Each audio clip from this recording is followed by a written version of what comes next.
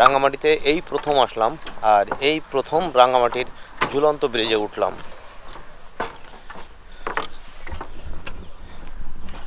আর এখানে যে বোটগুলো দেখতে পাচ্ছেন, এই বোটগুলো নিয়েই আমরা কাপ্তাই লেকে ঘুরতে যাব, সুবলং ঝর্ণা দেখতে যাব।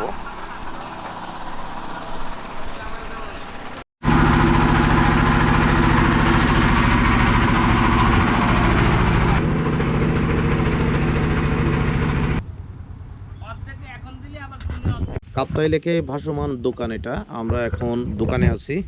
এই যে মিজান স্যার কলা দেখতেছে।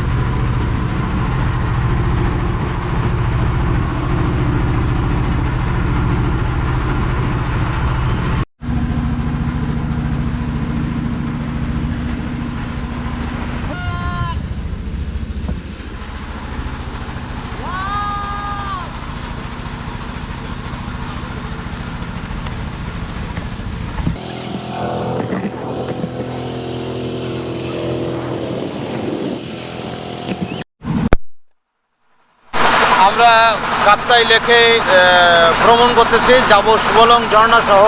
আমরা এখানে 10টি স্পট ঘুরে দেখব। আমাদের এই বোটটা ভাড়া নিয়েছে 2500 টাকা। হ্যাঁ, ভালো হচ্ছে অনেক।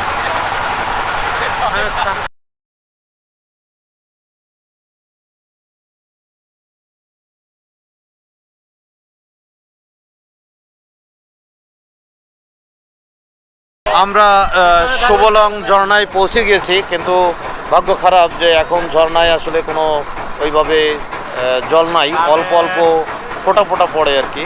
তো সেটাও দেখাবো আর কি, যে কতটুকু জল আছে। আমাদের বোট ঘাটে এসে পৌঁছালো।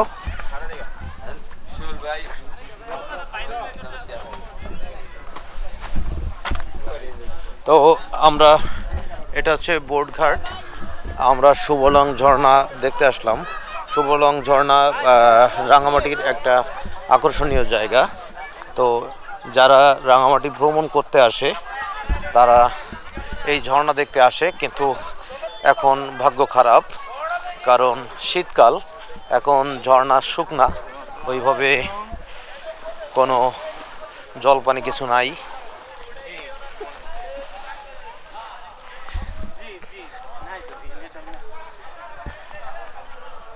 টিকিট কত করে? পানি থাকে কোন সময়? 20 টাকা করে। কয়জন আপনারা? 4 জন। 4 জন। টিকিট এই টিকিট দাও। এই ঝর্ণায় পানি রাখবেন বেশি করে। বেশি করে কখন থাকে পানি? পানি বর্ষাকালে থাকে। বর্ষায় এখন হচ্ছে ওই যে পাম্প দিয়ে পানি রাখার চেষ্টা করতে হবে, তার মানে এই যে আইসে কি দেখবে টিকিট কেটে পাম্পের পানি দিয়ে টিকিট 50 টাকা 100 টাকা। এটা তো প্রকৃতিগত ব্যাপার। পাম্পের পানি খরচ দেয় আবার। এটা কি হাস্য তামাশার ব্যাপার? এটা প্রকৃতি না, প্রকৃতিটাকে আরো ন্যাচারাল করতে হবে পানি দিয়ে।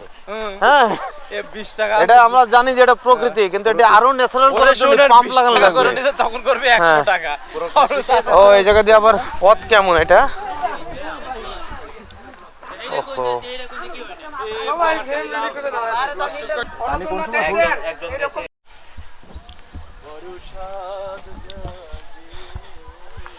এটা হচ্ছে সুবলং ঝর্ণা, রাঙামাটির আরেকটি আকর্ষণীয় পর্যটন স্পট।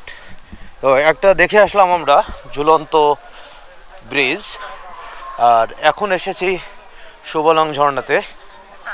তো আমরা দেখতে পাচ্ছি সামনে অনেক পর্যটক, তারা ঝর্ণার পানিতে নেমে আনন্দ করছে। তো আমরাও যাব ওইখানে। আচ্ছা, রাঙামাটির একটা দর্শনীয় স্থান শুভলং ঝর্ণা। দর্শনীয় স্থান। এই ঝর্ণায় আসার পরে অনুভূতিটা কেমন একটু বলেন। ঝর্ণাটা আসলে আমরা যখন রাঙামাটি শহরে ছিলাম তখন এই ঝর্ণার বিষয়ে অনেক গল্প ছিল, যে শুভলং ঝর্ণায় না আসলে রাঙামাটির এই পর্যটনের তার উদ্দেশ্যটাই নাকি বৃথা হয়ে যায়। তবে ঝর্ণাটা এখনও আছে, আমরা ঝর্ণাটা দেখতে পাচ্ছি, কিন্তু নামটা শুভলং ঝর্ণা আমার কাছে মনে হচ্ছে অনেকটাই শুভ লং না, অনেকটাই মনে হচ্ছে শুভঙ্করের ফাঁকির মতো অনেকটাই মনে হচ্ছে। কারণ যে ঝর্ণা বিষয়ে যত গল্প শুনেছিলাম আসলে সম্পূর্ণ গল্পটা আসলে সত্য না, কিছুটা আংশিক সত্য আছে। না, তারপরেও ব্যাপারটা হচ্ছে কি, ঝর্ণার যে স্পেসটা দেখে মনে হচ্ছে এটা একটা বিশাল ঝর্ণা ছিল বা আছে। হয়তো এখন শীতকাল, এখন ডিসেম্বর মাস, এই কারণে বেশি একটা পানি নেই। যদি বর্ষাকালে আসা হতো তাহলে অবশ্যই যতটুকু শোনা গেছে বা দেখা গেছে হয়তো সেটার কিছুটা কাছাকাছি যেত আর কি। এখন যে পানিটা পড়তেছে ঝর্ণা আকারে খুবই অল্প পরিমাণ।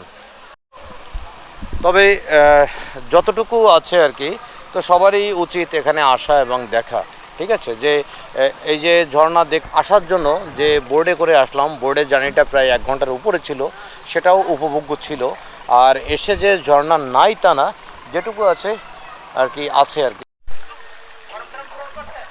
পিছনে যে ঝর্ণাটা দেখা যাচ্ছে এটা হচ্ছে শুভলং ঝর্ণা। এটা রাঙামাটির একটা বিশেষ দর্শনীয় স্থান।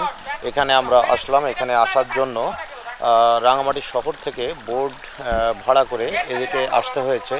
বোর্ডে প্রায় 1 ঘন্টা বা 1 ঘন্টার মতো সময় লেগেছে আমাদের।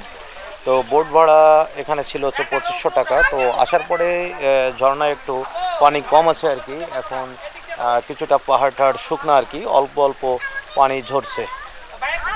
তো আমরা এখনই বিদায় নেব আর কি। আমরা এসেছি বেশ কিছুক্ষণ হলো, আরও কয়েকটা স্পটে যাব এ কারণে।